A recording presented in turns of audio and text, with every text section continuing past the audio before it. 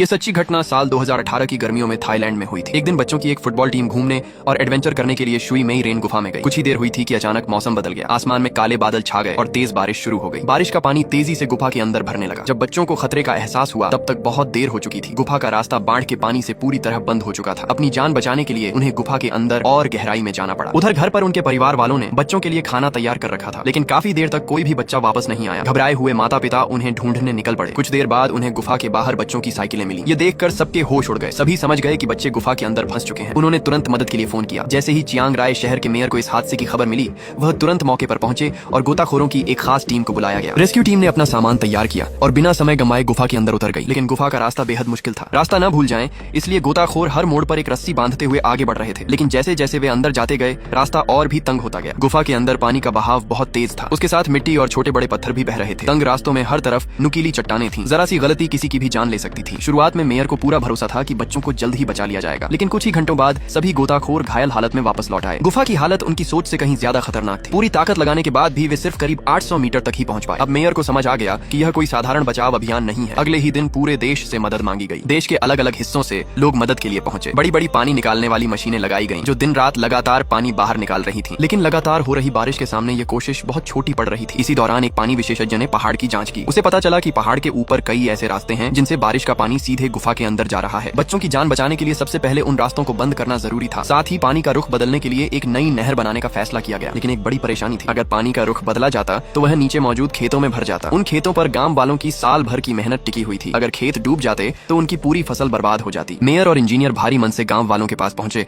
और उन्हें पूरी बात बताई। उन्हें लगा कि शायद गांव वाले अपनी फसल बचाने के लिए मना कर देंगे, लेकिन ऐसा नहीं हुआ। गांव वालों ने बिना एक पल सोचे अपनी जमीन बच्चों की जान बचाने के लिए दे दी। उनकी इस इंसानियत ने हर किसी का दिल छू लिया। इसके बाद बड़ी मात्रा में पानी खेतों की तरफ मोड़ दिया गया। गांव वालों ने अपनी मेहनत की परवाह की बिना इंसान की जान को सबसे ऊपर रखा। कई दिनों की लगातार मेहनत के बाद आखिरकार गुफा के अंदर पानी का स्तर कुछ हद काबू में आया। लेकिन मुश्किलें अभी खत्म नहीं हुई थीं। गुफा के अंदर अनगिनत मोड़ थे। कहीं रास्ता बहुत तंग था तो कहीं बिल्कुल अंधेरा। बच्चों के फंसे हुए 5 दिन बीत चुके थे, लेकिन रेस्क्यू टीम अब तक उनका कोई पता नहीं लगा पाई थी। गुफा की कुल लंबाई लगभग 6 किलोमीटर थी, लेकिन इतनी मुश्किल हालत में टीम मुश्किल से 1 किलोमीटर तक ही पहुंच सकी थी। समय तेजी से निकल रहा था। आखिरकार मेयर ने दुनिया भर से मदद मांगने का फैसला किया। ब्रिटेन के मशहूर गुफा गोताखोर जैक को जैसे ही इस हादसे की खबर मिली, उन्होंने किसी बुलावे का इंतजार नहीं किया। उन्होंने तुरंत अपने दोस्त जॉन से संपर्क किया। पूरी बात सुनते ही दोनों ने बिना एक पल गंवाए थाईलैंड जाने का फैसला कर लिया। उसी दिन ब्रिटेन से 2 मशहूर गुफा गोताखोर जैक और जॉन हेलीकॉप्टर से थाईलैंड पहुंचे। रास्ते में उन्हें खाना खाने तक का समय नहीं मिला। वहां पहुंचते ही उन्होंने अपना डाइविंग का सामान तैयार किया और सीधे गुफा की ओर निकल पड़े। गुफा के बाहर मौजूद रेस्क्यू टीम ने पहले उन्हें रोक दिया, क्योंकि कोई भी अनजान व्यक्ति अंदर नहीं जा सकता था। लेकिन बातचीत के बाद टीम के कप्तान को पता चला कि दोनों दुनिया के सबसे अनुभवी गुफा बचाव विशेषज्ञों में से हैं। उनके नाम पहले से ही रेस्क्यू एक्सपर्ट्स की सूची में शामिल थे। दोनों गुफा के अंदर उस जगह तक पहुंचे जिसे केव नंबर 3 कहा जाता था। यह गुफा के मुंह से करीब 800 मीटर अंदर था। वहां से उन्होंने पहले से बंधी हुई रस्सी के सहारे और अंदर जाना शुरू किया। लेकिन अंदर का नजारा उनकी उम्मीद से भी ज्यादा खतरनाक था। चारों तरफ सख्त चट्टानें थीं। पानी इतना गंदा था कि कुछ भी साफ दिखाई नहीं दे रहा था। ऐसी हालत में जरा सी गलती उन्हें हमेशा के लिए गुफा के अंदर फंसा सकती थी। करीब 3 घंटे की कठिन मेहनत के बाद वे एक टी आकार वाले मोड़ तक पहुंचे। जैसे ही दोनों फिर से पानी में उतरने वाले थे, अचानक तेज बहाव के साथ चट्टानों का एक हिस्सा टूटकर गिर पड़ा। पानी का दबाव इतना ज्यादा था कि बड़े बड़े पत्थर उनकी तरफ बहने लगे। खुशकिस्मती से जैक और जॉन ने अपने अनुभव और समझदारी से खुद को बचा लिया। उन्होंने फैसला किया कि अभी वापस लौटना ही सही रहेगा। जब वे केव नंबर 3 पहुंचे, तब तक पानी का स्तर बहुत तेजी से बढ़ चुका था। पूरी जगह लाल और कीचड़ भरे पानी में डूब चुकी थी। वहीं एक स्वयंसेवक जो पानी निकालने का काम कर रहा था, बाहर निकलने से पहले ही अंदर फंस गया। जैक ने जॉन से कहा कि वह पहले इस स्वयंसेवक को सुरक्षित बाहर छोड़कर आता है, फिर वापस लौटेगा। लेकिन एक नई मुश्किल सामने थी। उस स्वयंसेवक ने कभी डाइविंग की ट्रेनिंग नहीं ली थी। पानी के अंदर जाते ही वह डर गया। कई बार घबराकर उसने हाथ पैर मारने शुरू कर दिए। एक बार तो उसने घबराहट में जैक की ऑक्सीजन टैंक तक हिला दी। फिर भी जैक ने अपना धैर्य नहीं खोया, क्योंकि बाहर का रास्ता ज्यादा दूर नहीं था। इसलिए वह किसी तरह उसे सुरक्षित बाहर ले आया। जब दोनों बाहर पहुंचे, तब मेयर को पता चला कि दुनिया के 2 सबसे बड़े विशेषज्ञ भी टी आकार वाले मोड़ से आगे नहीं बढ़ पाए। ये सुनकर उनके चेहरे की सारी उम्मीद जैसे खत्म हो गई।